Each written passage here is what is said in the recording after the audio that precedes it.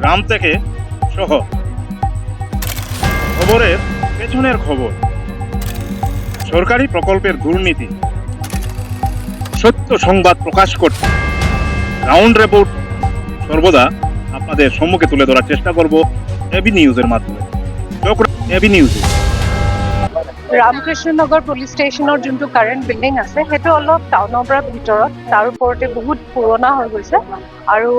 এতিয়া যিহেতু আমাৰ যথেষ্ট কাম বাঢ়িছে, আমাৰ মেন পাৱাৰো বাঢ়িছে, এই থানাটো আমাৰ কাৰণে এতিয়া এডুকুৱেট নহয়। সেইকাৰণে এতিয়া চৰকাৰে যোনটো আমাক নতুন মৈত্ৰী স্কীমত থানা এখন দিছে, থানা বিল্ডিং নতুনকৈ দিছে, আজি তাৰে ফাউণ্ডেশ্যন ষ্টোন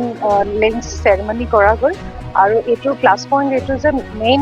আৰ.কে. নগৰ টাউনৰ ওচৰতে, মেইন ৰাস্তাৰ ওচৰতে আমি জেগাটো পাইছোঁ, যোনটো আমাৰ মানুহখিনিৰ উপৰিও মেইন ইম্পৰ্টেণ্ট কথা হ'ল পাব্লিকৰ কাৰণে খুব সুবিধাজনক হ'ব, কাৰণ মেইন ৰাস্তাতে থানাখন হ'ব।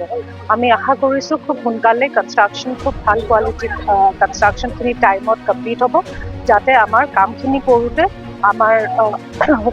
খুব সুবিধা হয় আৰু থানাখন যিহেতু মেইন ৰাস্তাৰ ওপৰতে আছে, ভিজিবিলিটিও খুব ভাল হ'ব, চ' দেট